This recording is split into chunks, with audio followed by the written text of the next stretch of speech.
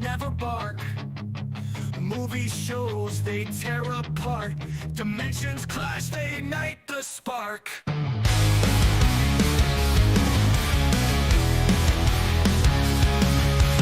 Couch debates, turn the volume up. Set the chaos over for the cup. Alien worlds and twisted scenes. Banter spreads like electric dreams. Outer dimensions ride the wave. Trade days set flames ablaze. Discussing bits and cosmic plays. Beyond the stars they find their praise. They find their praise.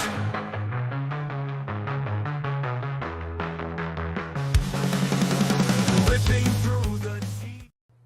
Welcome back again to the Outer Dimensions podcast, where you got two crazy brothers jumping through all types of dimensions and realms that you can possibly think of. And we chop it up when it comes to movies, music, and much, much more, guys. Welcome back. It's the first Outer Dimensions of 2026. The first one in maybe, 6 or 8 months, possibly? Something like that, maybe? I think it was 8 months. It's good to be back. That's where the 6 or 8 comes from. Exactly. Or 6, 7, as my wife would make jokes about with the kids. I still don't know what that means. But it's stupid. Don't even try. But it's good to be back. We did a little test stream a couple days ago to make sure everything was doing well. And, we're going to be doing this not as often as we were doing it before, because like Dave and I said last time when we did our test stream, if y'all watched that, it was, we're busy. So like next week is the Rumble and we're not going to be watching. We're not going to be talking on this, but we'll probably be back every other week. And then there'll be some weekends that we will try to maybe have like a recorded episode to go out if we were going to be doing it like that. We are going to be covering more TV shows, more current TV shows. We're going to be covering a couple of other things, but staying within the realm and maybe dipping in and out, like Dave and I talked about that day. But it's good to be back. It's good to actually have a little bit of an outlet in this, albeit crazy time between hellish blasts and everything. But if this is your first time tuning in, we need to introduce ourselves. That's true. We got Dre the Geek Dad, a.k.a. Sentai Sensei, a father, a YouTuber, an educator, lover of all things Sentai anime. It's the one true tribal chief of the Outer Dimensions podcast, Dre the Geek Dad. I love when a plan comes together. Hey, there you go. Hey, Hannibal. And, of course, wait, I clicked on the wrong one. There you go. A dimension hopping, pop culture loving, Ghostbusters 3D printing enthusiast from the flip side. Of course, I am Dave's Dimension.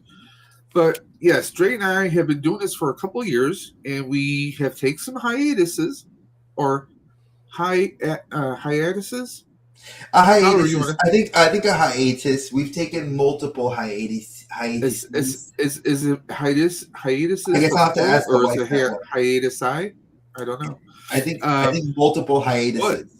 Life gets in the way at times. Life events will happen from time to time. There may be some more happening this year, but we'll keep you guys apprised and abreast of the situation. Giggity. Well, I like the way you said that. Abreast of the situation. Look at Dave. These are some big boy words. I love it. Hey. Speaking of words, let's go check out the chat very quickly. We got Rogue Demon Collects. We got Ultra Cardazilla in the house.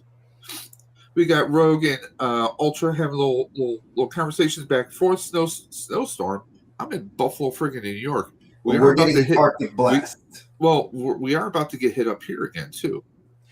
Everybody's freaking out, but not me, because man, I've seen 8 hours. I've seen 8 feet in 8 hours before. We'll be good. Plus, I know I'm not going to miss any work because I work from home. So no snow days here. Everyone's saying hello to everybody else.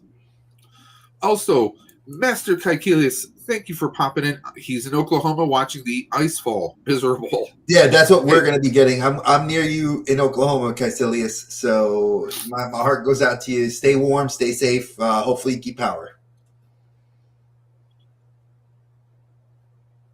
Okay, so we are going to get into now. Those who know us, we don't cover brand spanking new movies. So this Not is all. kind of a rarity for us because these are relatively more current films that we're going to be discussing today. The best of 2025. A lot, and we do have a lot in the slate.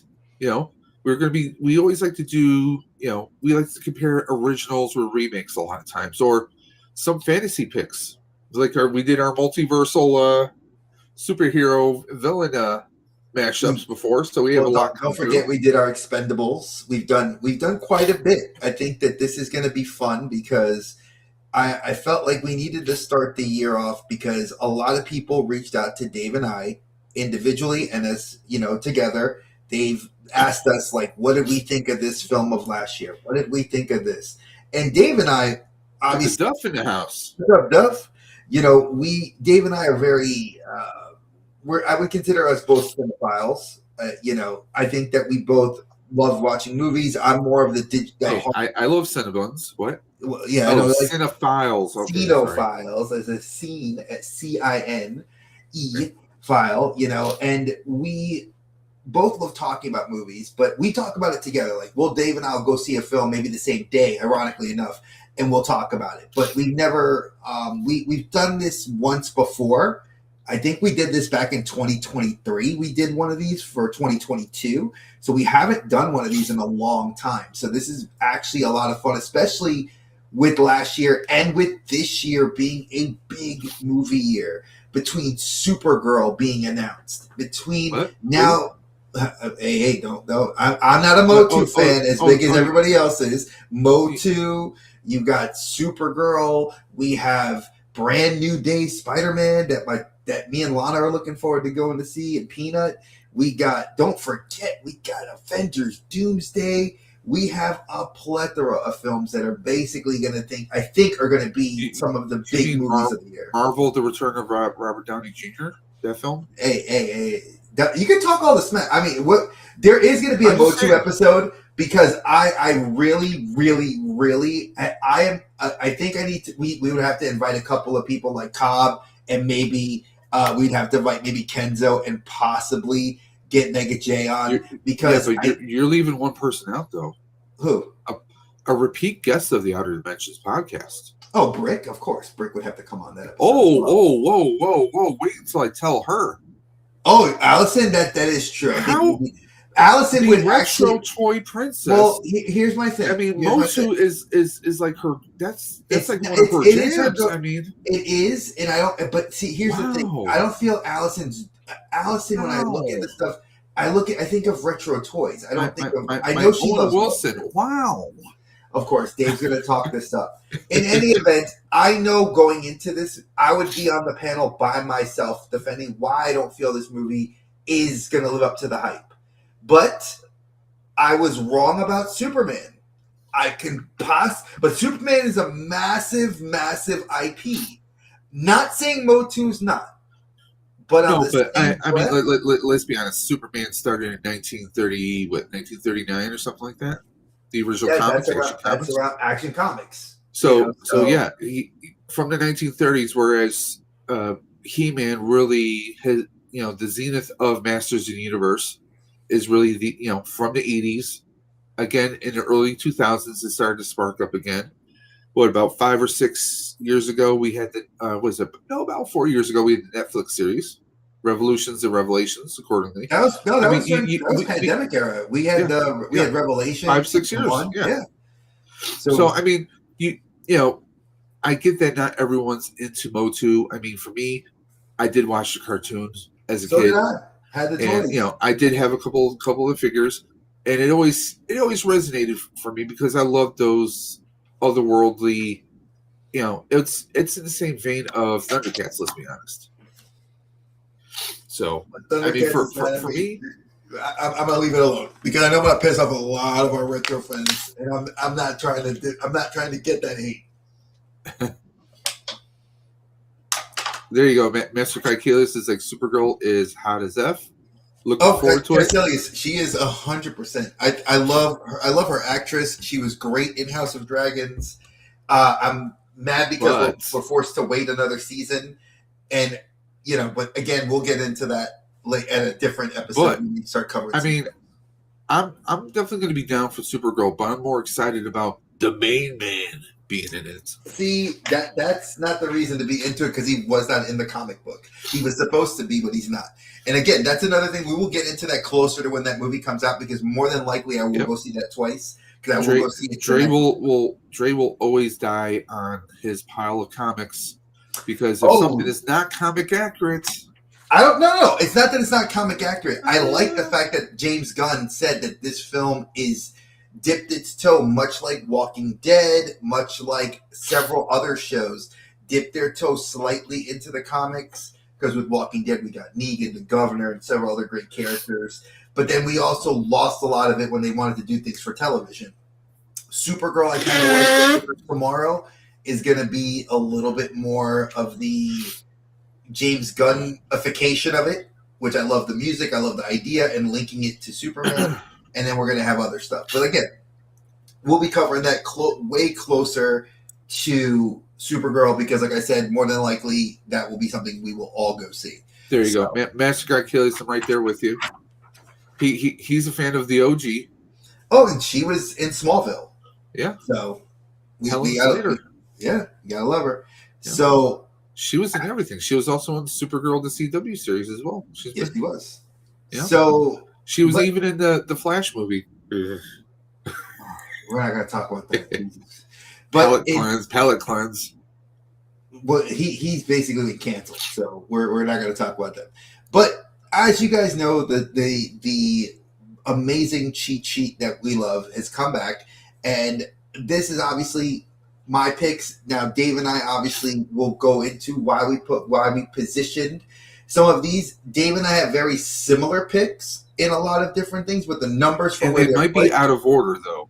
They're not going to be, and I know that there's a couple of picks that he didn't even choose that are on my list and that are not on his. So I say let's jump into this, because again, I do want to dedicate a couple of episodes upcoming to what some of the newer TV shows that a lot of people have been talking about. So let's get into some of these dope movies, which are, some of them are Oscar nominated right now. Oh yes, and won at Golden Globes. During the wintertime, I am always congested, so I appreciate you asking. This is just, I'm up in Buffalo, New York, and the weather is always just like sinus pressure is like crazy. That's why I sound so congested. I said I stuffed up. I sound like Dolph Lundgren, the original Masters of the Universe. Oh Lord, he don't. But here we go. Interesting. Wow. I did not. Now, mind you, I knew Dave's picks. I try to be a little bit more. You just didn't know the sequence. I knew him, but now that I see it, it hurts, because I mean, I feel hurt looking at yours. See, he can feel hurt. Number 3. But see, there's a reason why it's number 3. Okay. At the beginning of last year, we did not really have anything, and Sinners was one of those films that I feel was a sleeper hit. It was one of those where it is, you knew it was a lot of Marvel actors that were going to come into it. We knew a lot of the people were like, oh, it's a vampire story, but it's not a vampire story. It's a slavery story. Well, it's not really a slavery story. It's like, it touches on a lot of uncomfortable tropes, which I think do really, really well in a film that was really a celebration of African-American culture, part of my culture. And it makes me feel good to see a film that really spotlighted, the birth of music. It was almost like a Harlem Renaissance sort of vibe watching the film. Mind you, vampires are in it, but much like when I told Dave I watched it, it felt like the vampires were almost like they weren't even in the beginning of the movie. Like a subplot to the movie. It felt like subtext. Now, granted, the movie kind of can say you could sandwich it in there, because in the beginning of the film, you have some vampires sprinkled in there, you think it is. and then like it jumps to the twins, and then it gets into their wider backstory, and then you kind of everything comes full circle.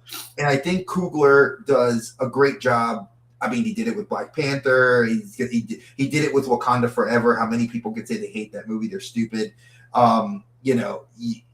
This was a definite love note to the culture, to the idea of the time period, to kind of touching on Bram Stoker's Dracula and the lore of Dracula with like vampirism. And I just think it covered so many things. The music was fantastic.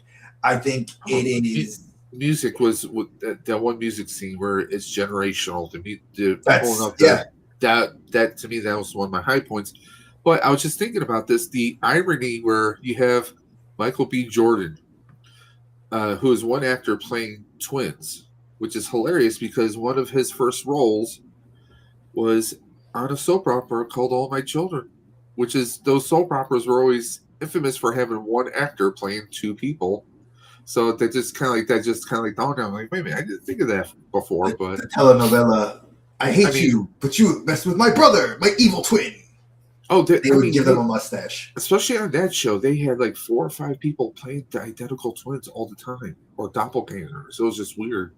But yeah, I mean, Sinners is a great movie. I'm surprised it wasn't higher on your list, but I know Dre. You know, he's got his list. He's got his reasons. Just like I have my reasons. And like I said, I think my overall for why this film sits lower on my list. It feels, and I might get a lot of hate from people for it. And if you don't like it, you can put it in the comments. Again, this is my opinion. It's worth a grain of salt to most people. But I think Sinners. Speaking, hey, what's up, Mr. Nerd Affiliated? Hey, Archer. I think with this film, why it sits it's still high on my list, but low on my top 3, because there were other films that I think did more. And the fact that I felt that this potentially could have opened up a lot of cool lore and storytelling that wasn't done in a 2-hour film. I was kind of hurt that when Coogler was like, yeah, that's it, I'm not doing anything more. It was a one-shot film. And I feel like that was smart on his part because he has Disney and he has his other projects he's working on. But I felt like you shut the door on a potential goldmine of lore, and that's why it sits lower on my list. Dre and I have discussed about this movie for hours on end, off camera. I would love to see Coogler kind of say, hey, I'm not going to make any more of these, but I'm going to give you my blessing to continue or explore the universe. I would love that, but that's not likely to happen. We both know that. My picks today are movies that I think they stirred something in me, and that's the reason why I'm going with Superman at number 3, because Dre knows that I wanted to hate this movie so bad. We both did. We both talked about this on streams and said we hated. We were seething. Like, oh God, we're gonna go see. We were gonna hate watch this movie. We paid money to hate watch it. Now, for me, part of the hate was a couple things, and a lot of it's superficial. To be perfectly honest, one was the fact that yet again we're rebooting Superman, which Superman between the TV and movies. I mean, we had Smallville in 2001. We had the Lois and Superman on CW. Okay. We've had 2 reboots there. We've had, of course, back in the late 90s, I think it was, when we had the Superman Returns. Then we had Cavill as Superman, and of course we know the whole debacle with Warner Brothers shifting things. And I understand you want to start things fresh, so it was yet again Superman being rebooted again. So for me, it was like I wasn't completely sold on it. Second, the leaked photos and little video clips that they showed of him in the suit, I still say the suit looks like something someone could have cooked up for a cosplay.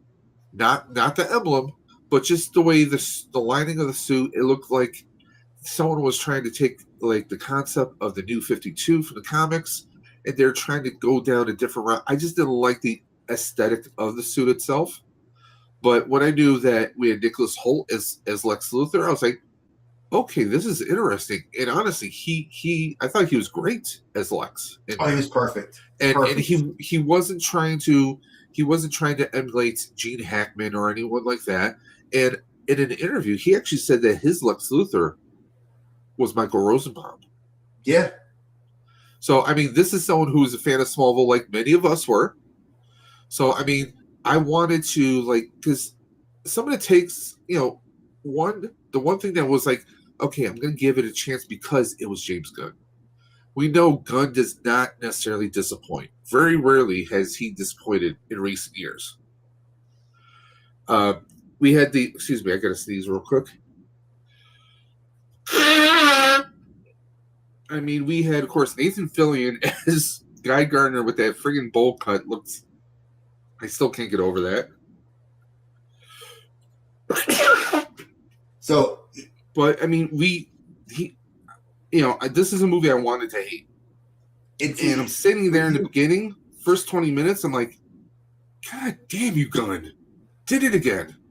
Yeah, I mean, he really, the opening just, I mean, I'm looking at the chat and it's like, I don't want to say I hated this movie. I hated the idea, and I think I hated it because Superman was never one of my favorite characters. He never was. When I was a little kid, obviously we loved the concept of Superman. A guy that can do pretty much anything with a weakness to a green rock and magic, right? And it was sitting watching this film, it brought back the memories. And ironically enough, I even told Dave, if I remembered accurately, it was like it was 42 years since Superman had come out in theaters last year, that I was the same age. I took my toddler, I took Peanut and my wife to go see that film. And when I realized that my child, my little Peanut, she sat and absolutely loved this movie, like grew to have a love of Superman.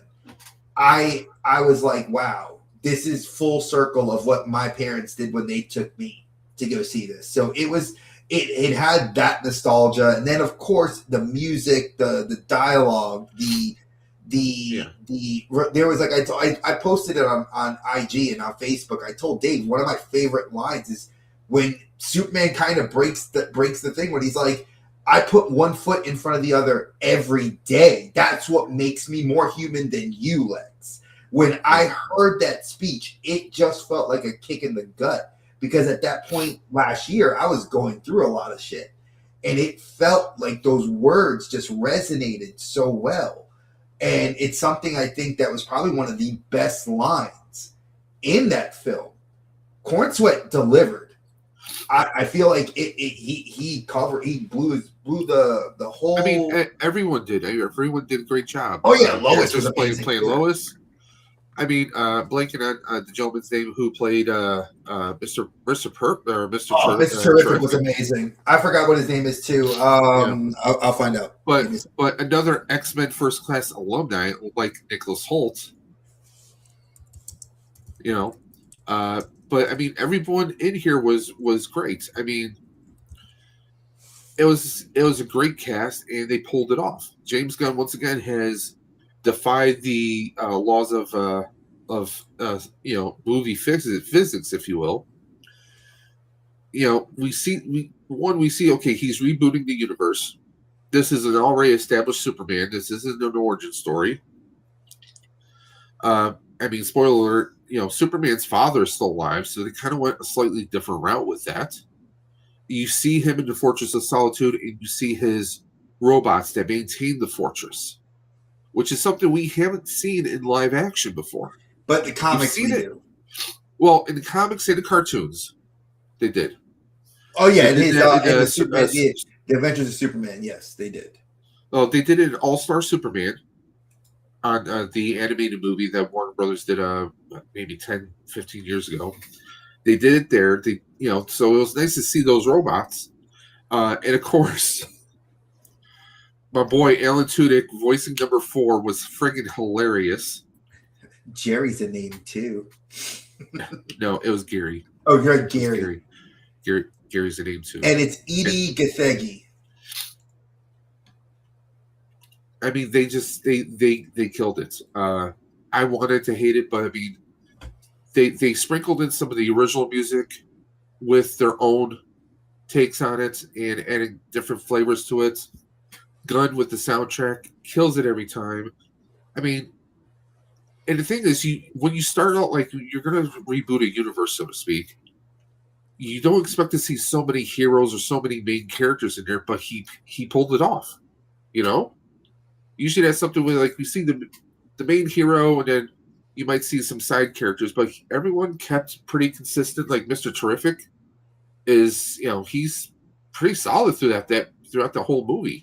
It's not like he's 5 minutes or 20 minutes here or there. He's pretty consistent. Hawkgirl, everybody. They did a solid job. I think it's a lot higher up on my list. We'll just put it that way. Yes. It's, for me, of the movies we are reviewing today or that we are listing, for me, this is like, okay, each movie is like, okay, how much did this movie resonate with me? How much did it stir in me? Like, what was my overall reaction with it? The other movies I think stirred more or resonated more reaction than this one. Excuse me. Which is why this is number 3. So let's go on to number 2. Are you ready, Dre? I'm always ready. Now here, okay. Dave got to go on his whole why he with Superman. I will say this: we can agree that it was a great film. It was such a great film that I paid to go see it twice. I saw several movies last summer twice. The Jurassic Park Rebirth was the only one I did not see twice, but I enjoyed it nonetheless. Superman was one of those movies that, like I said, the nostalgia aspect for me sharing that moment with my 5-year-old as a 5-year-old when I saw that film for the very first time as a kid, and just the fact that the world building, something that a lot of people don't really focus on in movies nowadays, is this idea of world building. Much why Sinners is lower on my list, because it gave us so much world building and then we don't see any more of it and we'll never know. It's left to kind of fan fiction, and as we call it, fantasy booking in the wrestling world. But with Superman, it's like there's the established lore of there were heroes on this world. There's heroes in the galaxy. And we've already, it wasn't like Marvel's MCU. That's why I liked this movie. This movie was very not Marvel. It was like, hey, there are people that exist in this universe. There are established teams. There are established good guys, bad guys. We don't need to focus on that. We're going to focus on this one. And it made it feel like I was like, all right, you're not treating me like I'm a stupid fan. I'm walking in knowing that there's Green Lanterns, that the Lantern Corps exists. I know that there is a start to the Justice League. I know that there are other heroes that are maybe not heroes that are in the dark. That there was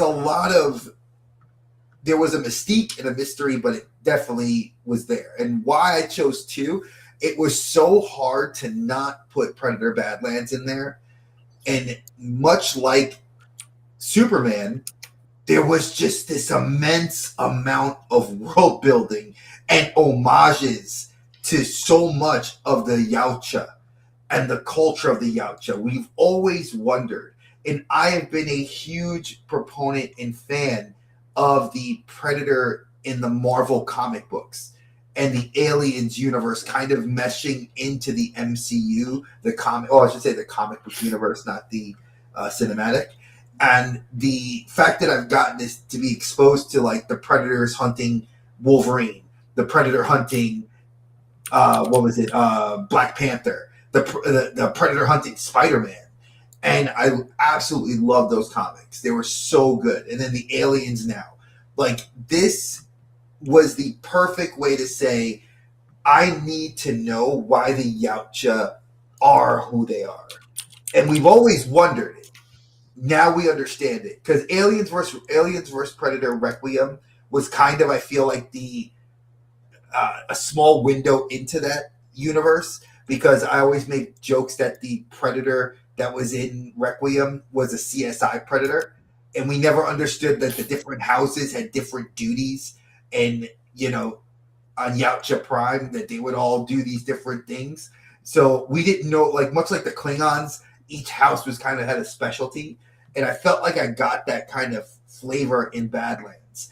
The relationship between, it's Ellie Fanning, right? That was Ellie Fanning, not Dakota.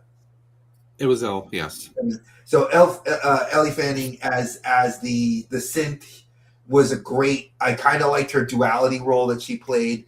It was a weird. Many people hated this film that were very ignorant, and I'm going to call them out for it. I felt like there was a lot of ignorance in this, where people were saying, "Oh, it's this weird synth on synth female love." No, it was not that. It was a sisterly love. Go rewatch the film. I've rewatched it 3 times already. It is a sisterly love. It's not a romantic love. And they even hinted, she says, I treat her like my little sister. And I felt like people superimposing this on a film where it was not even a thing, and they grew to hate the film because of that. You ruined any chance of you loving this film because it was so perfect. Like, for me to say a Predator film is number 2 on my list, to call it that level of perfect, I don't know what else to say. It was just that good. It covered everything I needed in a film. Story, you gave me a character I needed to understand. You gave me NPCs that I cared about. And you created a world that now I want to see more of. So... Is this better? Master Caecilius asked if we can make ourselves big. You know how to pronounce it. It's Caecilius. Caecilius. Excuse me. I pronounce it the way I pronounce it. But, okay, then you watched Doctor Strange with your wife on your very first date. Caecilius. Master Caecilius. No, it wasn't the first date, by the way. It was just, no. I thought it was.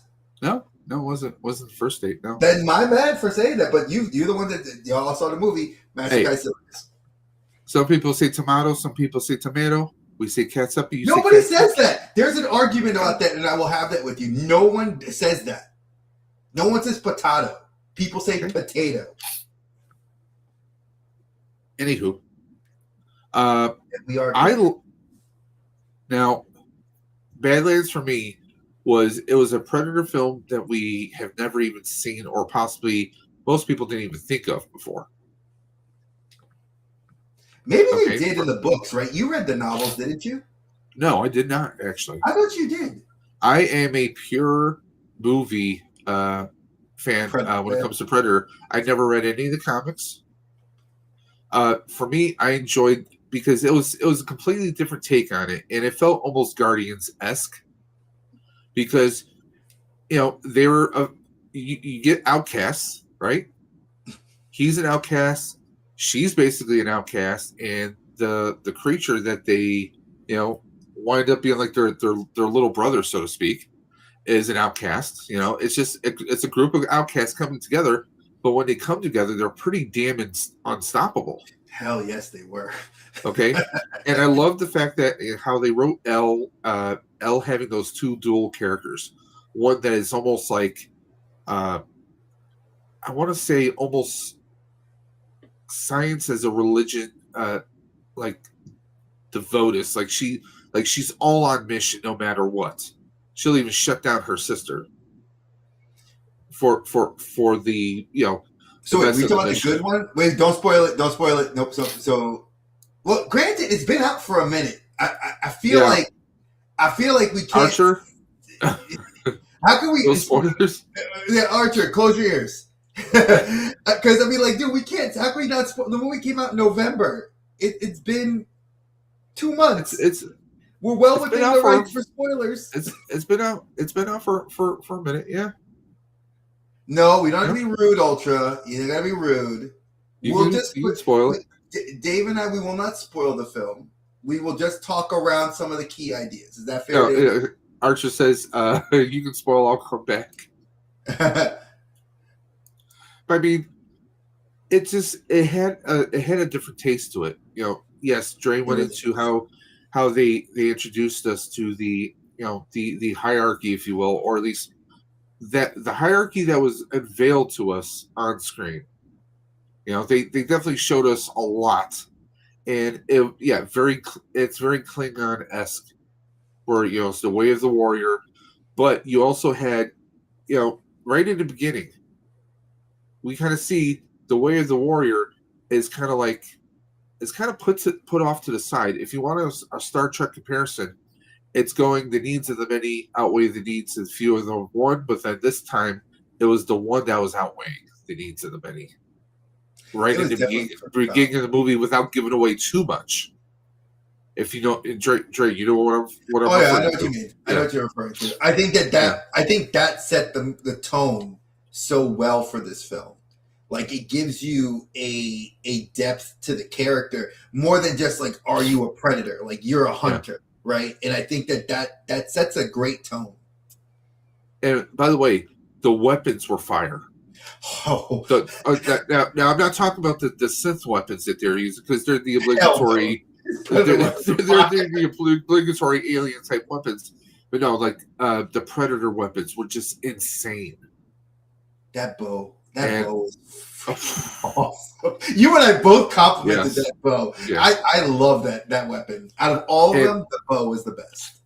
And I would say, as far as Predator movies go, this is right up there with the first one.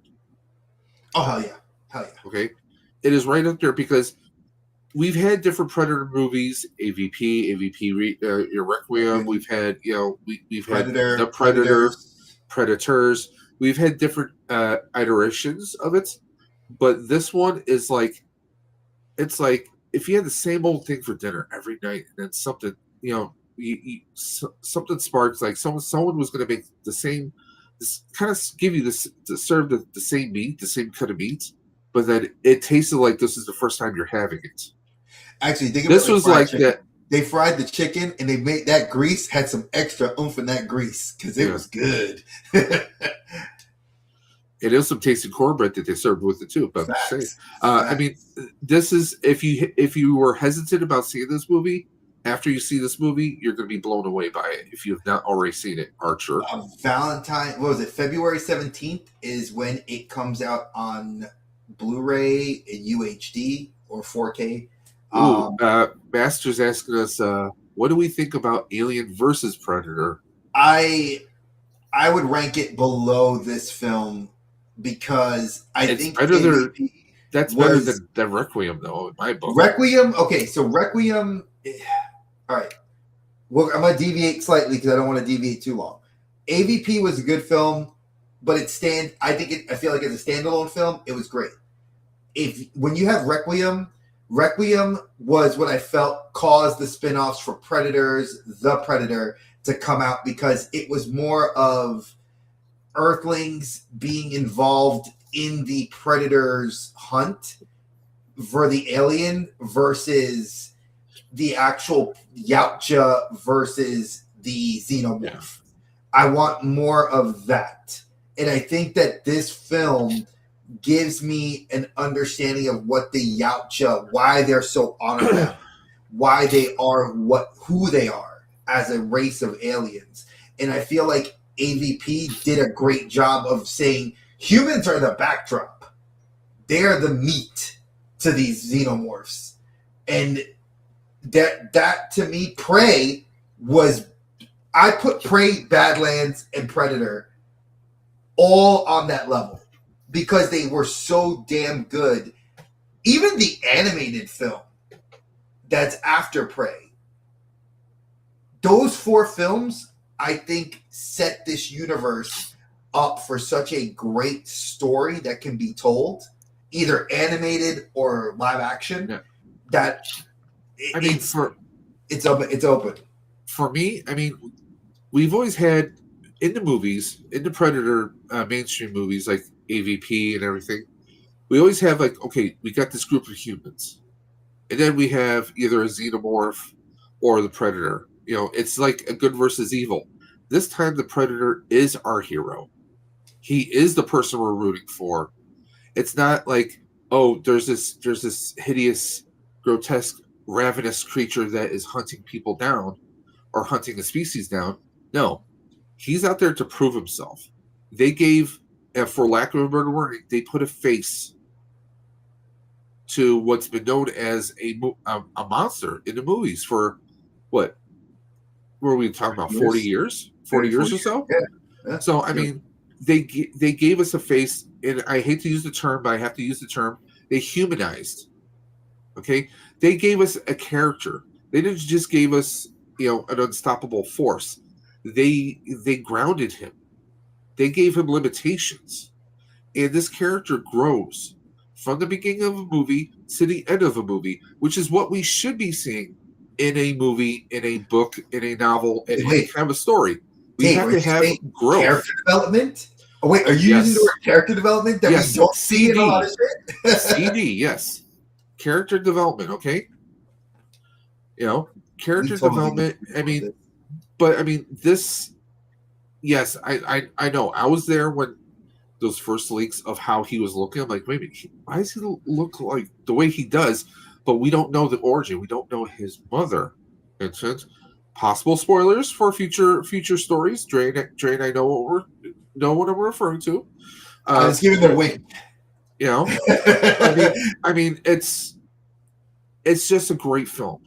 It is. And that, you know, how Elle's character, her synth that, you know, joins up with him. She's hilarious in some parts. Even she has development in a way, you know. Oh, 100%. 100%. I mean, they gave us characters that had they definitely came with the meat and potatoes. Okay? It wasn't like, okay, here's your appetizer, now you're starving for the course. They didn't do that. They gave us this is a 12-meal course here, all the way through the entire film. This resonated for me. This is why I picked this over Superman, because we've had Superman stories. And yeah, Dre and I have talked about this before about how, you know, is there or is there not comic book fatigue as far as the obligatory, you know, superheroes that are greater than anything else. This, to me, as much as I enjoyed Superman, I enjoyed this 10 times more, which is why this was my number 2 pick. Yeah, he was surprised that I didn't put this in my list first, and then I had to rethink my list, and I was like, you know, I do have to put this in there because Dave originally texted me my list. He's like, "Oh, this is your list," and he rattled off the movies, and I was like, "You're right on a few of those, but you're very wrong on missing a few." Yeah.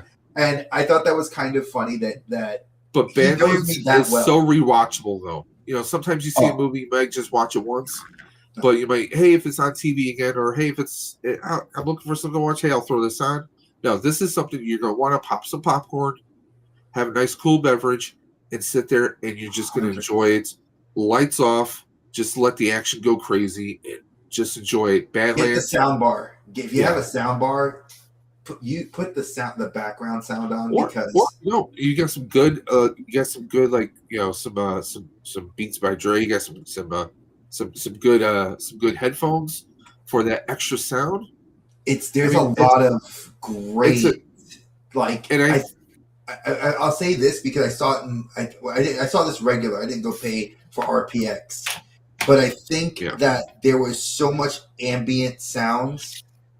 And as somebody who plays Arc Raiders and like games where you have to hear those ambient sounds, it's like you get to hear on this planet that's just god awful place to be, but you could hear the water worst of the worst. Yeah. You could hear the the animal sounds, the jungles. Like you hear like the sound editor definitely needed a bonus after this movie. Oh hell yes, 1,000%. But definitely, this is something that is very rewatchable. So I bet that's definitely one of the best movies of the year. We had to wait most of the year to go by, though. This was a November release. But, November release. But we got a banger in November. And Mind you, if you think about it was great. February, last year, it was February, May, June, and July, October, November, and December. That was what we had for movies last year, for the months that movies really came out. Because was your pre-Valentine movie. Yeah. Superman was your second July. Was early July, was the middle of July. Yeah. Because it was like right around my birthday. Then it was Fantastic Four. You had Jurassic Park Rebirth, which is right in June into July, 4th of July weekend. Okay. So yeah, there's a lot of good. Last year had a lot of hits and sleeper hits. Okay. So we're gonna move on to the next one. Or if you're all set. Thumbs up. Our honorable mentions were tied. Don't hate us, guys. Don't hate us. I feel like there's a reason I want to say this, and I know why. I saw this movie months after it had released on Netflix. And it's funny because both my daughters sat down and watched this film together. And they like, I remember Peanut mentioning it to me. And I was like, I don't know anything about this like crap. I've never watched this film. But because Sony developed it and did the animation behind it, I was like, okay, I'll give it a shot. What the hell? So one day I was off work and I sat and watched the film. And I was completely dumbfounded at why I had not watched this sooner. Much halfway through the film, I stopped, texted Dave to say, you need to watch this film if you haven't watched it. He's like, why would I watch this film? Were the words in the text message that came back to me. And I said, you need to watch it, not because your nieces have watched it, not because your brothers watched it, but because I think it's that good. And I remember a couple of weeks later, a week or so later, he watched it. This film touches on, when we talk about world building, when we talk about the character development, you're not just seeing character development from the protagonists in Rumi, Mara, and Zoe, but you're seeing it in Genu. You're seeing the villain, one of the villains, actually have his character development. And it's like this perfect symmetry and like pattern of them just being on the same trajectory on opposite sides of it. The music is, it's in my car. We listen to It's award-winning music because it won at the Golden Globes and everything. EJ won at the Golden Globes. She's slated to win a Grammy, and they already said that for the Oscars, this film's already got at least 4 Oscar nominations. They've performed on every talk show that there basically is out there. And she's done podcasts that have nobody that watches them, just because she wants to be out there telling her story, which, like Dave said, this is when he gets to his explanation. I know Dave will go into why Dave and EJ kind of like are like, I feel like Dave and EJ are like perfectly in sync with each other. But this story, I'm mad we have to wait 2 more years to get the sequel film, but I understand why. Take your time, do it right. Exactly. I want them to. If this took 5 years to make. Wow, Sony took its time to actually make a movie right. If only they did that with their Marvel-esque properties. That's what we're getting. Hey, we're not going to get in there. We got the Spider-Verse. We're getting it in 2028 finally. No, I'm referring to Madam Web and Venom and the animated universe. I'm referring to that stuff. I didn't go that way, but overall, this film, I've rewatched it after I had a procedure on the 2nd of January. We came home and I still wasn't feeling well, So I sat in the living room, and my wife never watched this movie, and the girls and I are singing the songs together because we know the words so well. And my wife finally's like, I understand. My wife now sings it because it catches you. And I think that this is the perfect family movie. This is the perfect storm for creating that hit film, and it is this. This should have been my number one, but there was something else that took its place, and it makes sense why it took my number one. But Dave, please go into the reasons why. Now, EJ, I was late to the party, just like Dre said. I was late to the party because I'm like, is this just some kind of kid craze? And honestly, when I said I watched it, I was like, okay, because one, I love demon stuff. Give me some supernatural, give me some old school Buffy, anything with demons. I'm like, I'm down for it. I'm like, okay, I'll kill some time. It was on Netflix, didn't cost me a single dime. Those are the best ones. But the music, as someone those that know me, and many of you don't know this, back in my high school days, I was a DJ. So music is a big thing with me. Good music can make or break a movie. The music on here was, I would almost say, transcending at times, but I like the story. You get these three chosen ones who are, they're supposed to save the world through music, which is pretty cool onto itself. But what really threw me was, like, I liked because after I watched the movie, I actually did some research on the voice talent. EJ goes through something very similar to what her character Rumi does. At one point, Rumi's having issues with her voice. EJ went through that same thing in real life. So it was, for something about K-pop Demon Hunters, it just, I don't know, it grabs you. It latches onto you. Very much like a facehugger from Aliens. But it was just like, and with Rumi and what's the guy? Genu. Dre's gonna hate me for this. It gave me kind of Buffy and Angel vibes. No, I'm not gonna hate you. It's an accurate comparison. I mean, it gave me a little Buffy and Angel vibes right there. But it was a solid story. She, not to give any spoilers out if you guys haven't seen it, but there is something that is from Rumi's past that is kind of coming out that she can't contain or hold back anymore. She can't conceal it.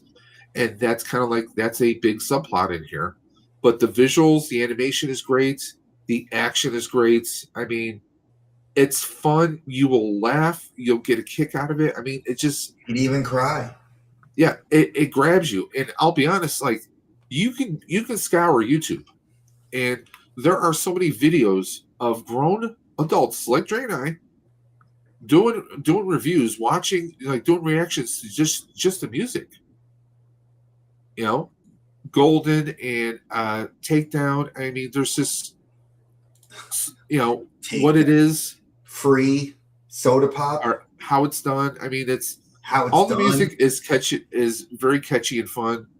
And it's just, it grabs you. I love the visuals of it. I love how it was written. It was done just right.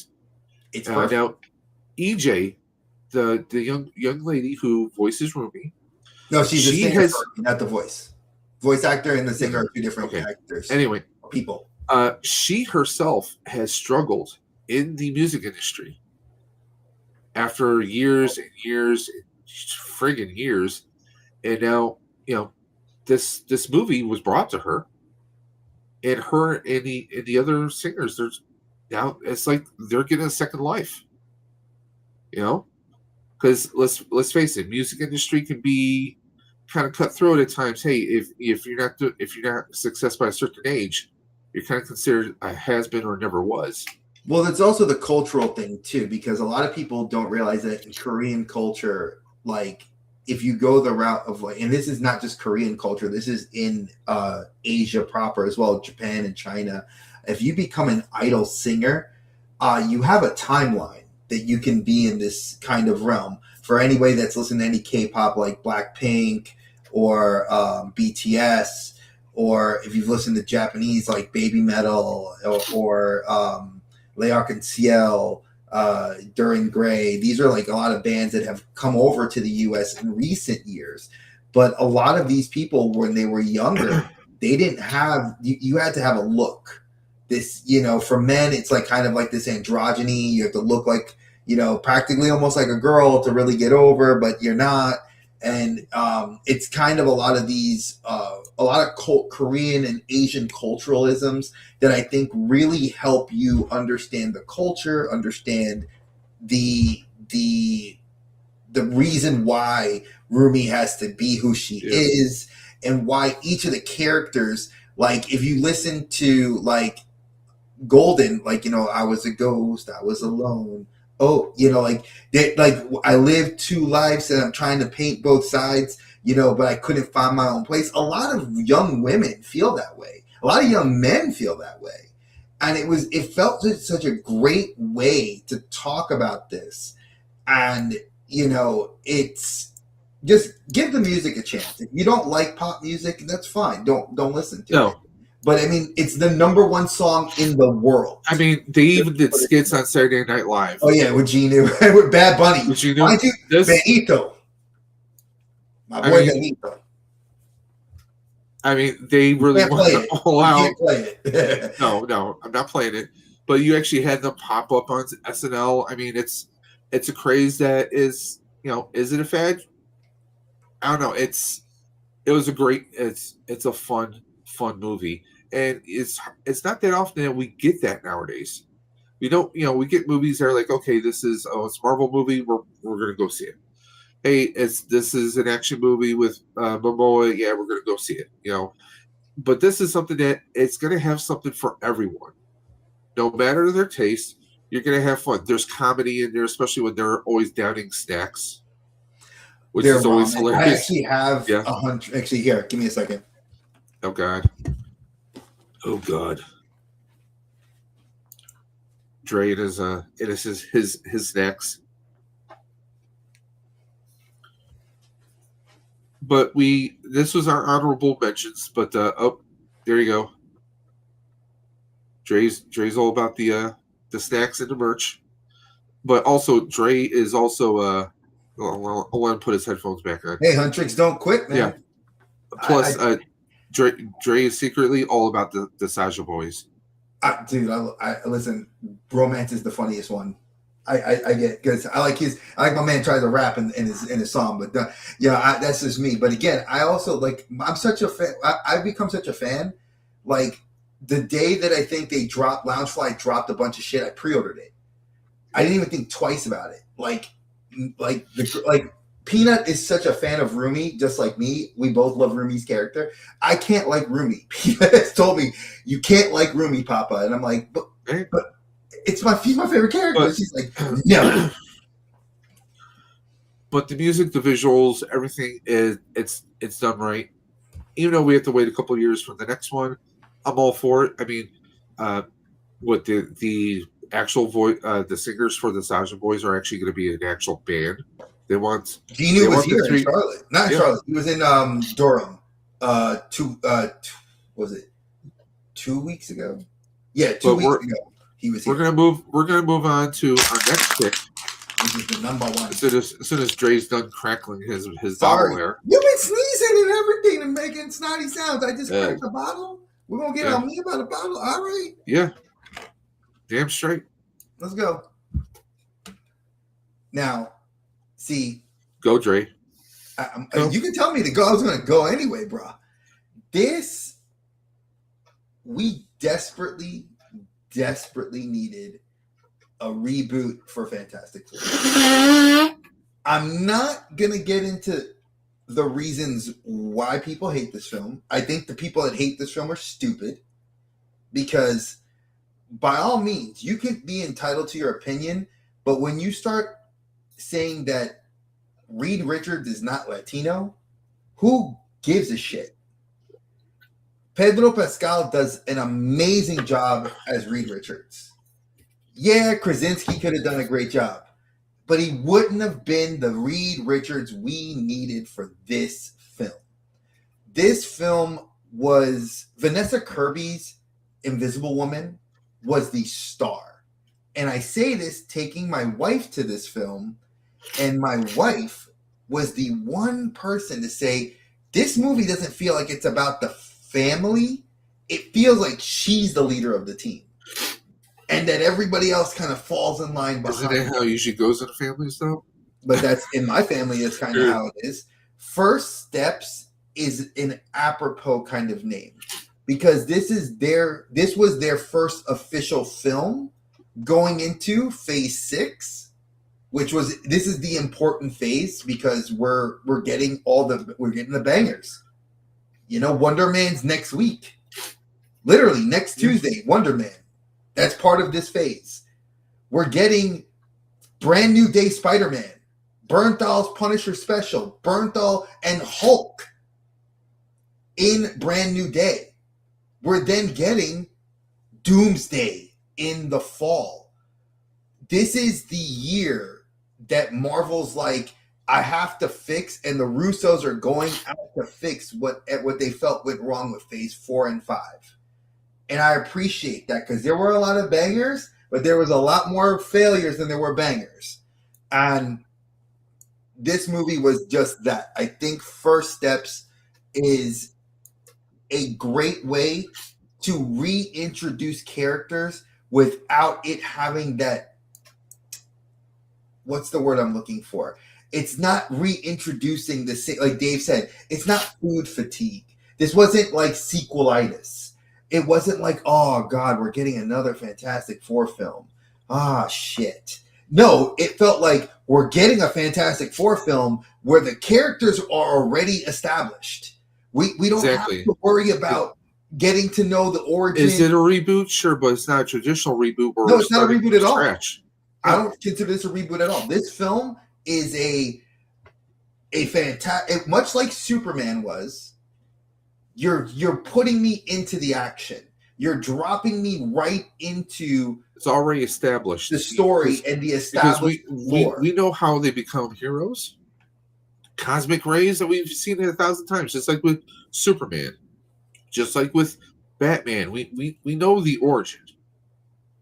So, but this, one of the many reasons I enjoyed this was the nods to the comics, the nod to Jack Kirby and Stan Lee working in their studio, and to see the pages on the wall, the nod to a character that people really never thought about. Paul Walter Hauser doing an amazing job as Mole Man.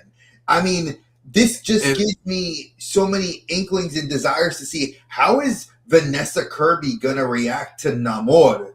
You know, and because there's always been this kind of whole love romance between those two characters. I mean, the fact that this was the perfect movie to say, I'm beginning this phase and we're ending on Secret Wars, but we need you to get to understand the big bads in this, and to end the film where my hairs are standing up on my arms because I saw this movie twice in the theaters, man. To sit there and to see Doom on screen, and we already know what's coming. It's like, man, I mean, you gave me the perfect sandwich of a movie. That they made Galactus look correct. Oh, he was finally done right. Silver Surfer was him. Shia LaBeouf, which again, for you comic book haters, she is one of the heroes of Galactus, and she is even canon. I know. So don't argue, well, this one wasn't canon. Quasar, Norrin Rad, the Silver Surfer, Shia LaBeouf, who was actually one of the wives of the Silver Surfer. Thor is actually a herald of Galactus as well. So was Doom. But again, people don't want to look in that. Go read your comic books, folks. Anyway, I'm not going to go and do that verbal diary on that. Go see this film if you haven't watched it. I own the Steelbook. It is by far one of the best movies I saw last year. I will die on the hill that I cannot wait. I already love that we saw in the teasers to see Doomsday that we got Thing, and I love that we're going to see him in the universe already, and I love the actor, Eben is an amazing actor. If you watch Bear, which is a great show, And hands it's down. kind of funny that the cooking scene with him. That's It's why I hilarious. loved it. It's like a nod to him doing the Bear, and I actually started watching the Bear because of that show, or because of the movie. Go watch it. It's to borrow the parlance. It's fantastic. Fantastic.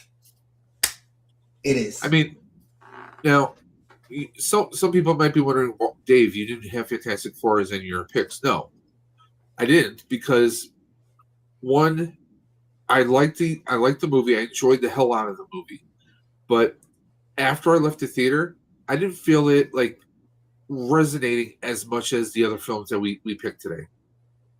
Wait, can you pause for 1 second? Sure. Ultra, you're wrong.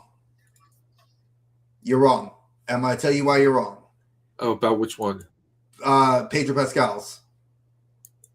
When he goes there. All right. So he is actually big. I'm going to rewind this. They're not from the universe they're in. If you did not catch that, that's the big teaser that we're going to find out in Doomsday.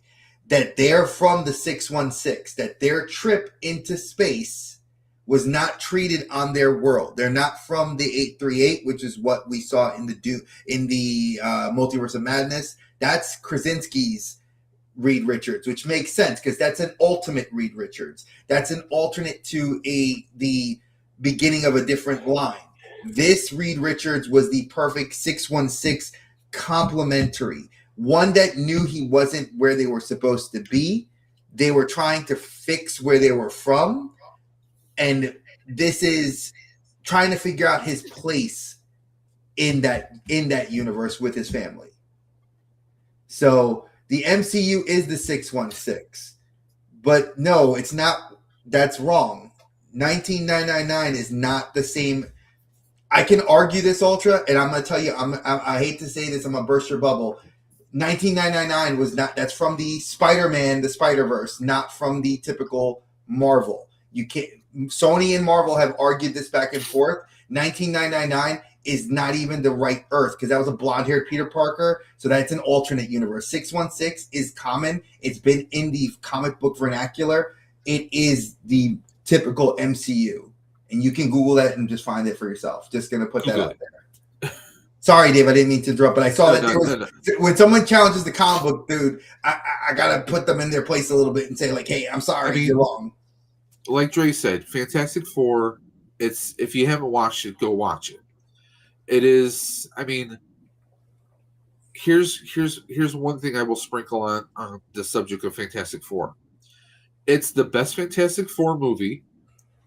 Now, I say that even though I really do enjoy the first one with Chris Evans, Julian McMahon as Dr. Doom. To me, those were some of the to me, that was great. When I think Johnny Storm, Roger Corman? The Roger Corman? No. Oh, Julian McMahon. This is the one with Chris Evans. Got you. Okay, sorry. Okay. I was just asking. No, we do not speak about the Roger Corman movie. Oh, we do because it exists and it was treated as canon as per this film. And at some points, the Outer Dimension podcast may do some kind of a watch party in the future, possibly. I have to find that somewhere.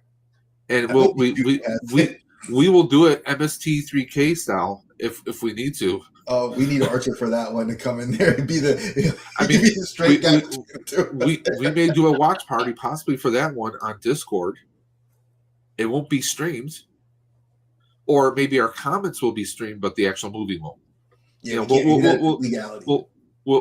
will do something. We'll do something because I think that would be a very interesting experience.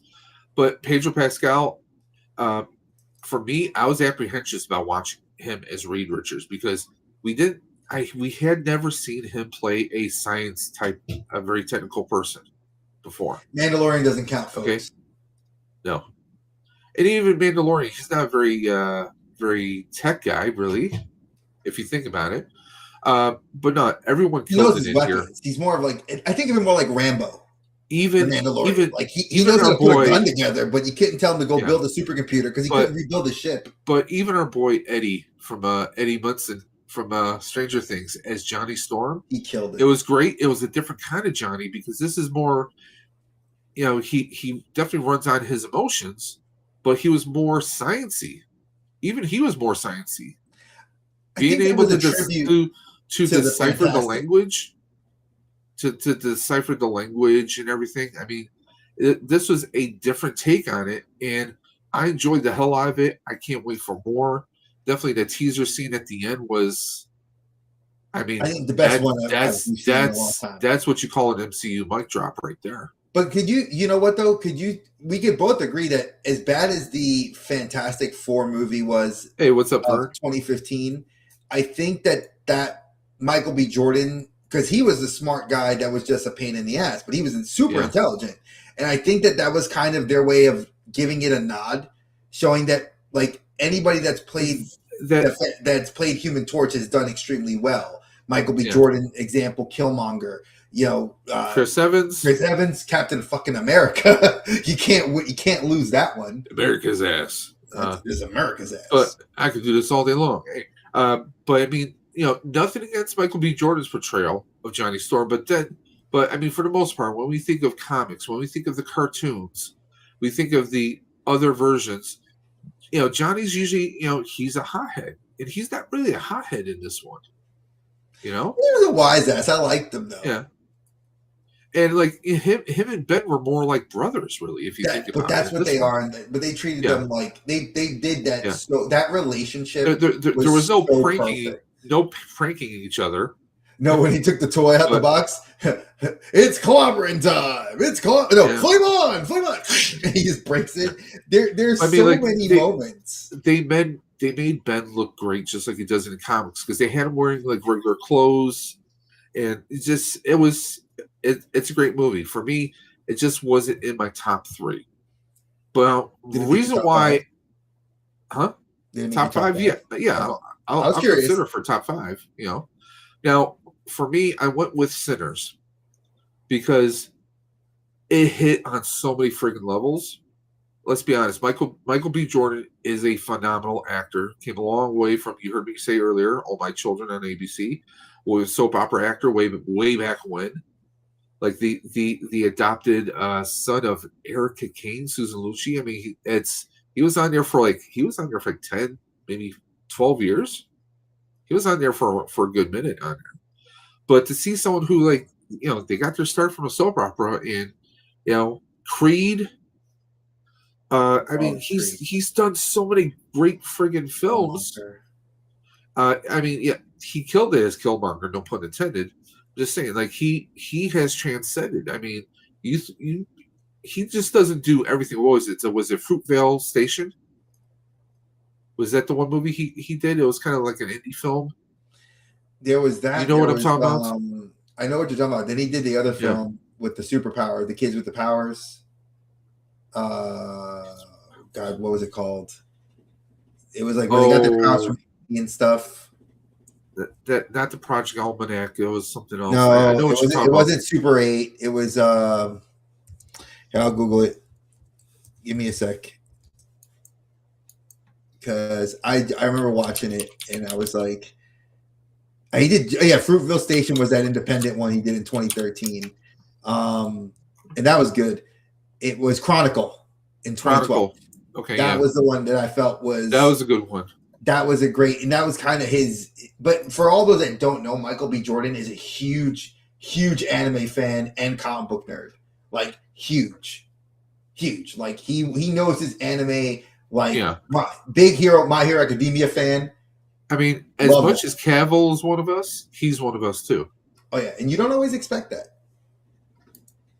Fern's putting Minecraft, Tron Ares. Yeah, listen, I enjoyed Tron Ares. Would be in my top 5.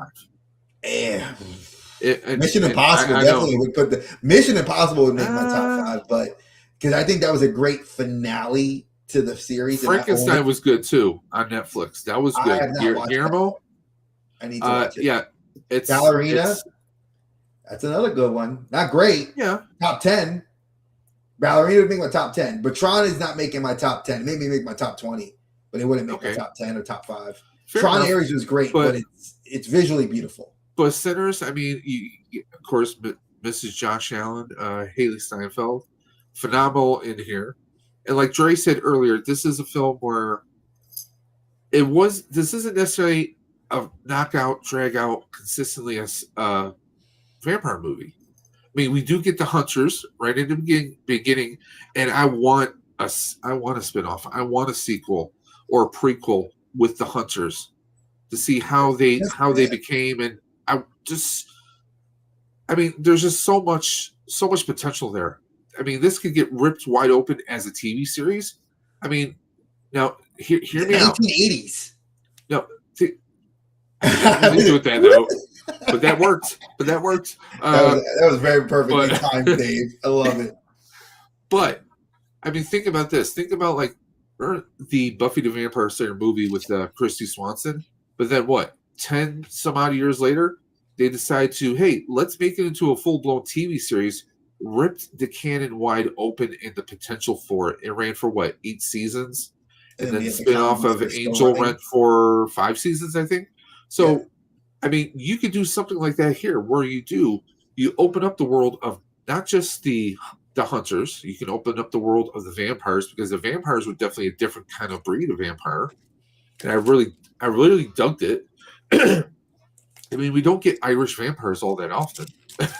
Well, and the thing is, he's not trying to. It's like he's not Dracula. Like that was the thing too. It kind of like it had a whole spin different on vampirism. You know, It was more like Bram Stoker vampirism than it was like. And it was almost like Guillermo del he almost had like a preacher evangelist kind of way of talking to people. Oh yeah, no, he was a snake oil salesman. That guy was a complete snake oil salesman. Loved his character. That guy needs to be a villain in another film. But this deals with racism on many levels, not just for African Americans, but also for Asian. 100%. Okay. It's as someone who, you heard me say before, I DJ'd during my high school years, but also when I went to college, I did history of popular music, which goes all the way from the field howlers of the 1860s all the way through the 1960s. And having the present of music and seeing the different evolution of music. And there's one scene in this film where it's like if you were to rip a hole in past, present, and future and bring all levels of African American music and all of its genres and bring it into one scene, it was just a celebration of music. I've never seen anything like that in film, and I wonder if we'll even see something like that ever again. That was cooler. It was transcendent. I think is the one word for it. This film killed it. You got these two brothers who they served in the military. They're trying to make their money any way they possibly can, because I mean that's how it was back then.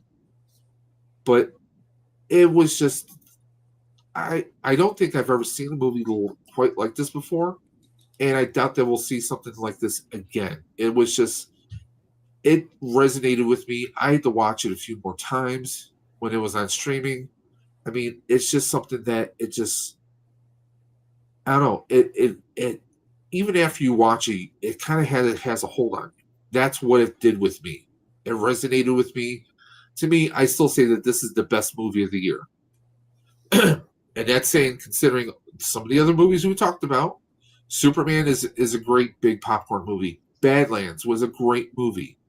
But to me, Sinners was the best film of the year because it gave us, let's be honest, we've had tons of vampire shows, movies, and it's kind of the same kind of sequence, right? But this was a whole different flavor to it. And we had some amazing ass actors in here. Delroy Lindo in here. Haven't seen him in a movie for a long time. I mean, they had really great people in here, and it was just the visuals. Everything was just so amazing. I do love that post-credit scene or that mid-credit scene. Those scenes were both well done, but again, here's where I'm going to burst the bubble.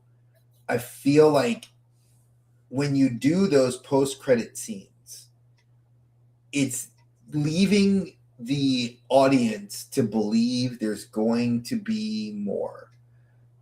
Fantastic Four did that with Doom because we already know the next big bad is Doom. You don't want to jump to the 1980s from the 1940s or 30s and not give me 50 years of just like what the hell happened. And then when I get to the end of the film, it's like, wait a second, like, you mean to tell me y'all been around? Like, and you don't know what's going on. It almost is like it makes you wonder. Circle, which I get that, but it feels like it to be more. Yeah, it definitely leaves you wanting more, and it makes you wonder, hey, could Coogler or would he ever? We already know that he won't because he's not a sequel person. He doesn't like to beat a dead horse, which is respect. However, wouldn't you love to see an interview with a vampire type story, though, of them over the ages? 100%. That's what I was thinking. That if it was me, I would love to see another director do that kind of style. Interview with maybe like a musician and like kind of see the time, how the music changed and evolved from like that blues to the hip hop to like kind of samba, and then like kind of go into that like storyline of like, well, because we're given a lot of background information in that post-credit scene to kind of fill in the blanks of what we thought was happening. But then it still leaves us to wonder, like, is there more? Will we see more? Could they have done more? What if, obviously Sammy survived that night, right? Obviously we know this. Mm-hmm. But who's to say that he hasn't seen other supernatural events throughout his long life? That's what I'm saying. Like, not necessarily the vampires, but maybe other darknesses, because like it's alluded, with the guitar playing. I mean, we know the story of the Crossroads and that beautiful guitar. I mean, I would love to see just seeing it through the eyes of Sammy, telling a story, and I mean, there's a lot that they could do with that. And again, if you do it in the way that this movie did it, which from a historian's perspective, it's very well themed to the Sitter's Crossroads. Like there was a idea that I sent you the link to when these people were like fan casting like a Sinner's universe where they would do like kind of how like James Wan did with The Conjuring, where like there was these films that would be like splinters off of the main movie, and then eventually it was going to be like Sinners the 1980s, and it was going to be like a story of them in the 80s and kind of like picking up where the movie leaves off.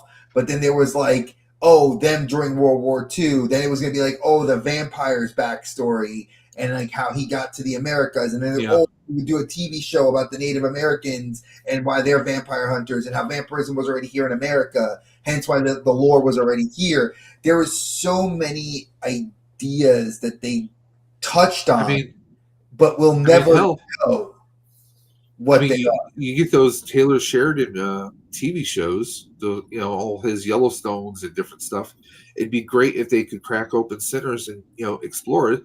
But I get that Coogler, he does the one-off stories. He doesn't like to, like we said, beat a dead horse, so to speak. Because we've seen what one great film does, and hey, now we want to make a sequel, and those sequels don't necessarily land. One perfect example, the Crow movies. The first Crow movie was phenomenal. The sequels, City of Angels was but they got progressively worse. They were bad, but one of those sequels was not as bad as the rest of them. You and I both talked about that too. There is, like, I think City of Salvation was like the last one that was good. If you took the first one and that one and said these are, because they were comic book accurate, then you would say, okay, these are good stories. But the rest of those were just really bad drivel that were just let's make money off of an IP. Yeah, I mean, that's my one thing. Sinners was just, it's still like if someone says, hey, you want to watch Sinners? I'm going to sit down and like, hey, let's make some popcorn. Let's order some food. Oh yeah. It's just a good film. It's written well. It's acted well. Don't watch it with the kids. I will say that as a parent, do not watch it with the kids. There are some adult. There are a lot of adult themes in that film. Don't watch it with the kidlets. My teenager, she would watch it. I would let her watch it. She's 16. Anybody below 14, you probably want to let them not be in the room when it's on, because Sinners does have a lot of adult themes in there. Not the alcohol abuse or smoking cigarettes. There are a lot of overt sexual themes that, as a parent, indeed, I would say you do need to be mindful of, and maybe the hyper violence towards the end of the film can be a little bit much for a young mind. I mean, Dave and I always joke about this, that we saw RoboCop, Basic Instinct, and Predator, and we turned out just fine. And I am a proponent of not hiding those things, but if I can keep my 5-year-old, but we're a different generation than the exactly the newer generation, the millennials and the Xennials, or whatever you want to call them, whatever the hell they're called now. But I think that a lot of these films you can sit down and watch, with a family and enjoy. Badlands, it's fictional violence. It's robots and aliens. I think it's like, kids watch it on TV all the time. I think that once you get to Sinners, that's a whole different level of film. I think it has a little bit more of an intellectual depth to it that I love. That, like Dave said, it's very, it tells a very concise story in a closed loop. Do we wish the loop was open more? I do hope Coogler decides to say, "Hey, I'll sell this IP," because we've seen it with Anne There's Wright. A lot of wiggle room. I mean, people said they wanted to see the story of the brothers when they were in war. That's one thing. 100%. I'd love to see that. World War I. Trey and I both want to see the Hunters. We want to see the story of them. 100%. 1,000%. And that we see that Sammy meets them decades later, and it almost seems like they're willing to turn him, and he's still no. He wants to live his life like he should. There's so many. It's just a freaking home run all over the place. It is, and I'll just add this as my caveat. I think both these films are two examples of very good storytelling. One, I think, does a better job at world building than the other does, but I think the world building for Sinners is done to be in what I would call like a biome. It's its own little homeostasis. It's meant for you to understand its self-contained story. Like, again, I can pray and wish and hope, but I think that it's not unlike Anne Rice's universe, where we've got an Interview with a Vampire, Talamasca, Mayfair Witches, which I'm huge now into, Queen of the Damned. I'm into all that whole universe now. I've been huge on it for the last several months, watching it all and digesting it. I think that her universe was meant to be that way because her son wanted that. Coogler is not telling that story, and I think that that's okay. But I would hope that because a lot of these actors are now contracted to Marvel, it can be a little difficult, and a lot of them have their own solo projects. So I'm going to say this: if we ever decide to do an Anne Rice show, we will have to tag in a person who's never been on the stream before, someone who's in the other room, because she's a big Anne Rice fan. Oh, I am too. That would be Mrs. Dimension, because she loves her. She's watching the Mayfair, which is awesome. She loves Interview with the Vampire is one of my wife's. She loves Anne Rice films. She loves the vampires. Well, the TV show's amazing, and I love how Talamasca is kind of giving us offshoots of understanding the witches, the vampires, other supernatural. That's why I was saying that we're going to do a lot more. You can make us bigger, Dave. So one thing I noticed in the time away is that a lot of people were asking us to talk about a lot of the current TV shows that are out. And Dave and I were kind of against the idea because there's YouTubers that do that, right? But if we do a good job at what we do, talking about older shows, maybe we could sprinkle a few of those in. And there are several. Like, I just finished Percy Jackson season 2, and I'm frustrated at the end. I haven't even watched it. Sorry. I know of it, just haven't watched it. The second season ended on such a flop for me that I'm very upset with it. Granted, they did say we're getting season 3 this year, so maybe that'll be its way to fix it. But I was very upset. Like, the show led up to this very good, what I thought was going to be a crescendo, and it doesn't. There's like fallouts finishing out in a couple more episodes, which that show's been very hit or miss with the fan base. It's hitting for me, but I just watched episode 6 last night. Then we have Star Trek Starfleet Academy, which is killing it. Third episode, and it's not your average Star Trek. Which is why I enjoy it. There's a lot of good shows. It's a different Star Trek all onto its own, and I believe we will be doing an episode possibly talking about that. Hopefully, I don't think this episode. I want to wait. I want to probably wait till the season's over probably. Yeah. We're not going to talk about like mid-season or anything. No, once we're full the whole with its freshman season. Yeah, because I think pun intended. Very well said. I like the vernacular freshman season because that's obviously how they use it in television. But there's a lot of good shows that I think we will be touching on. You guys did mention a couple of movies that I've been wanting to talk about, and I've seen. I know we're talking about F1. I've seen F1. Amateur. I've seen. I haven't seen. I haven't seen that. Ballerina was great. That was a banger. I have that. Frankenstein was really good. I loved Guillermo del Toro's take on Frankenstein was really good. Well, he's just another great one when it comes to storytelling. He a huge anime nerd. He loves his stuff. So I'm definitely probably gonna like it. And the actors that he has in there. I mean, Oscar Isaac's just. He said it. You gave another 3 Latinos he's like 3 Latinos on stage when he's done that. I'm impressed with them. He's killing it. So, I mean, we had Frankenstein. I mean, the visuals in there were just phenomenal. He had Christoph Waltz. I love Waltz. Love me some. He's just friggin' phenomenal. I mean, it's a good film. At times, it might seem a little slow because you have to tell the story. But the visuals, everything, he friggin' killed it. He friggin' killed it. It is definitely up there as a movie you definitely should watch. I know it's a story we've seen 1,000 times over, but it's Guillermo del Toro. I mean, and I love that Ron Perlman, I know, has said that even at his age, they could put him in a rubber suit, so he still has the Hellboy physique, and he would still do a third Hellboy. Just make it happen, Guillermo. Come on. Well, again, Dave and I, like I said, we've talked about what we're probably gonna be bi-weekly or at least twice a month. We definitely said 2 times a month. We'll try to maybe squeeze in a third if we can, but it'll definitely be because Dave's schedule with conventions and other things like just our personal lives, because we do like to enjoy our personal time with our family. Stream for the Cure.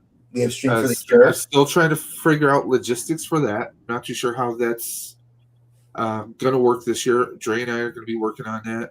But usually that doesn't happen until end of April, early May. So keep an eye out for updates on that. You can find that on, of course, the Outer Dimensions podcast. We'll give a little update here or there, but also you can just follow Dave's _dimension on Instagram for the best updates. I'll be posting there for once we have an idea for Stream for the Cure as far as logistics. It may be 8 hours. We're not sure about the time frame. We'll see what happens. It also depends on the schedule. There's a lot of things going on in life for both Dre and I. We have some crazy hectic schedules. If you notice, I actually went live multiple times this week, mostly because I was trying to do a test stream for Talk Studio here, because that is our budget-friendly streaming platform, because we're not going to be paying $50 a month for StreamYard. Neither of us are monetized. This is out of our own pocket that we do this. And we do this because we enjoy doing these streams. We enjoy chopping things up live with you guys, because the discussions Dre and I have, these are exactly the discussions we have when we're off camera. It is exactly like it. Now we are no filters, no fluff. We don't leave a legacy of fluff on the people out there. Giggity. But damn, Dave, man, you trying to get us canceled our first episode back? Ooh. Shit, Dave. Like, you gotta go slow. You gotta go easy. You don't give them the hop Tua. they can't cancel us Yeah. because we don't have sponsors. We're our own sponsors, so they can't. I know. Sponsors Well, can't pull out. I approve your message. So There you go. I approve your I'm message. just saying. But in I'm all just honesty, saying. Dave and I. What's our next episode going to be, Dre? Do you have any thoughts? I do. We made a comment about it. I'm going to be reaching out tomorrow to Travis, and I'll be reaching out to at least one other fan because we have talked about this, and it'll be post the Rumble, our next episode. So, being that we will be post the Royal Rumble, I felt like it would be very apropos to talk about what's going to be looking for Mania season. It's going to be the first Saudi Rumble. It's going to be the first one night Rumble. I think they were going to try to do 2 nights. I kind of would like to talk a little bit more wrestling because we do, as here on the Dimension, we do like wrestling. And a lot of major talent has made moves between AEW, TNA, and WWE. So the next Outer Dimension is going to be a Outer Dimension wrestling podcast. We're going to be talking some wrestling. I said, I'm going to talk to Travis. You can get Travis on because he did say he would be 1,000% behind it. And I think we might want to talk to your boy and see if he'd like to come on there as well. Because are we going to talk a little AJ? We might, because we do know that AJ has. This is a big year for anybody that's not a professional wrestling fan. You could tune out of the show now. But for anybody that is a wrestling fan, there are going to be 2 major retirements this year. You'll be seeing the retirement of the phenomenal AJ Styles from in-ring competition. As far as everybody's saying, it will be at Mania. It will be his last match. And then at SummerSlam, that's all I'm saying. At SummerSlam, no, it's going to be Gunther. They're going to retire him. They've already kind of got that storyline built in. And the retirement of Brock Lesnar at SummerSlam. Brock. I mean, that's a big one. Them two, those are 2 big names. And then next year we have what was it? I think they said 2027 was not Rey Mysterio. It was Randy Orton. Okay. But we also have been talking about Chris Jericho and Powerhouse Hobbs, who has already signed his contract with WWE, and he's going to go under the name Royce Keys. And people are talking about him having big things. He's 34 years old, big monster of a man. I think he's going to look awesome. I think we're going to see a lot of big changes because they're making some good moves on SmackDown and Raw. I mean, NXT has been a big thing too. Trick Williams is blowing up on SmackDown. My brother-in-law, who did not know who Trick Williams was, has now started watching NXT shows of the past to get to understand who he is. I mean, we have a lot of good things. I think with the retirement of some of the older guys, we're going to see these younger guys coming up. I think we're going to see some positive. I don't think AJ's going to lose that match. I think he won't. He may. No, he may. Because he can't have Gunther and Gunther tonight. Saturday night main events with him and Shinsuke Nakamura. Yeah, and Shinsuke's going to take the L. Yeah. I'm okay with that because that's a rematch of their Wrestle Kingdom from 5 years ago with Nakamura, or longer than that because I've been with my wife now 7-8 years. So that was almost 9 years ago when AJ Styles and Shinsuke Nakamura shared Wrestle Kingdom for the IWGP Heavyweight title when AJ was in Bullet Club. And I think that's kind of a cool little nod. Hope they mention that again. Saturday Night Main Event tonight. You have Jacob Fatu and Cody Rhodes. The match that they're talking about is Sami Zayn versus Drew McIntyre at the Rumble for the belt. Let's go. Be interesting if that happens. But again, I think that I want to bring Travis on because he's huge as a wrestling fan. I think Double D would be another guy we could bring on too because he's also a huge wrestling fan. And it'd be kind of good to have the 4 minds get together and just chat some wrestling and kind of see what prospectively will be happening post Rumble. Mania season really happens at the Rumble. We'll see who's going to go in. We know there's going to be some major motions for the women and men. A lot of injuries right now, so a lot of people are making their pushing in. Like Stratton's supposedly training to come back because she had a mild concussion.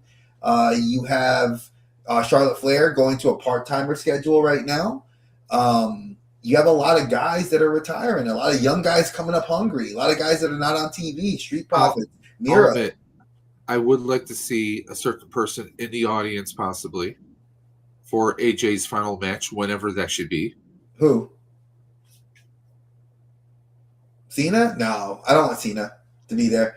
If I want anybody to be there, I'd like Christopher Daniels. I'd like Kazarian. I'd like Samoa Joe. I know that that's really taboo because it's AEW, and I know that that would be a huge. AEW had a big issue with Ricky Starks coming to see Cody Rhodes. I would like that to be the case where they could say Christopher Daniels, Samoa Joe, we're going to let you guys just do your thing because that's your best friend. Do you see any push for Cardona this year? I don't see a push yet for Cardona. I think Cardona is.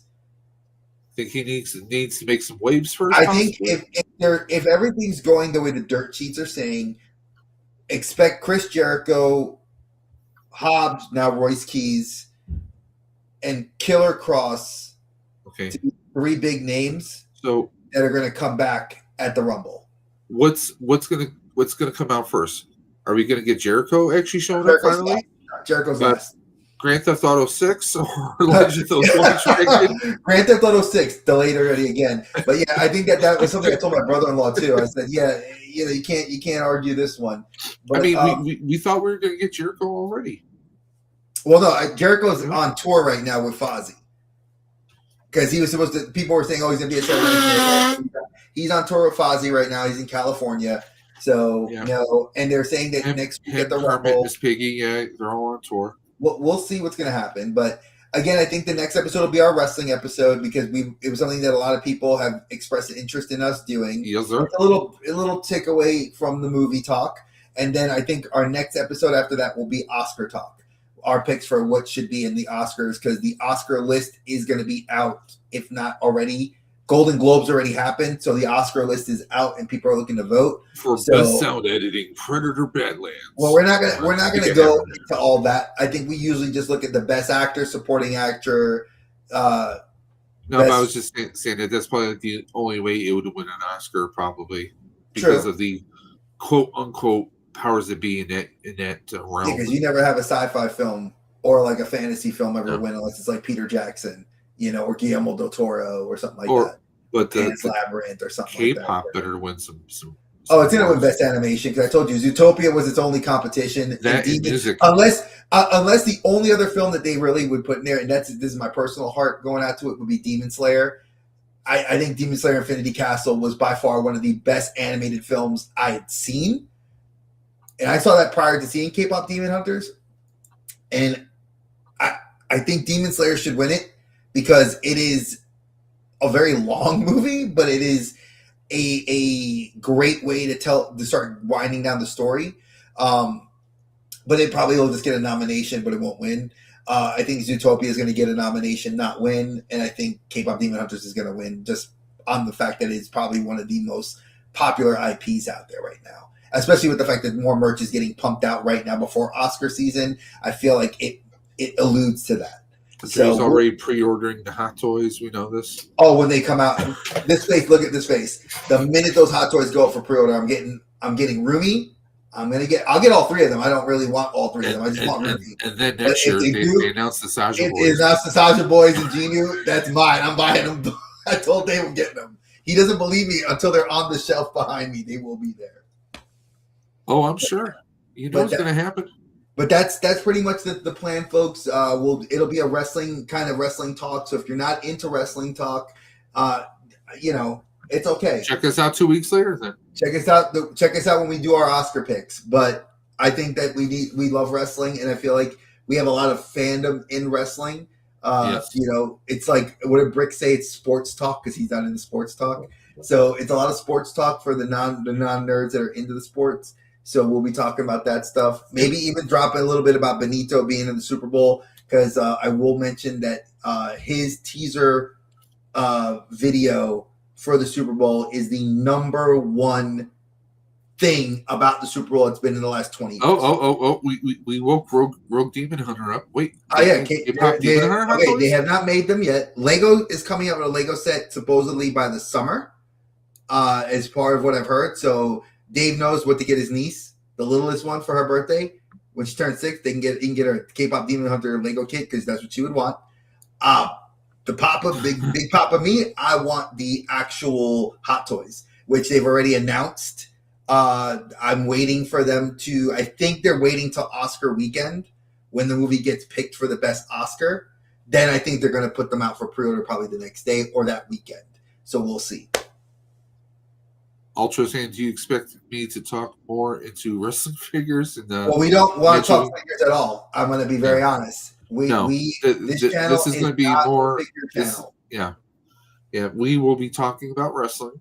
Although someone in this group has started to slowly acquire more wrestling figures, but that's just I'm a point at slowly but surely. Well, wait, I'm on this side. So I'll move you over. There you go. Yeah. But swap me. Yeah. So there you go. Yeah, this way.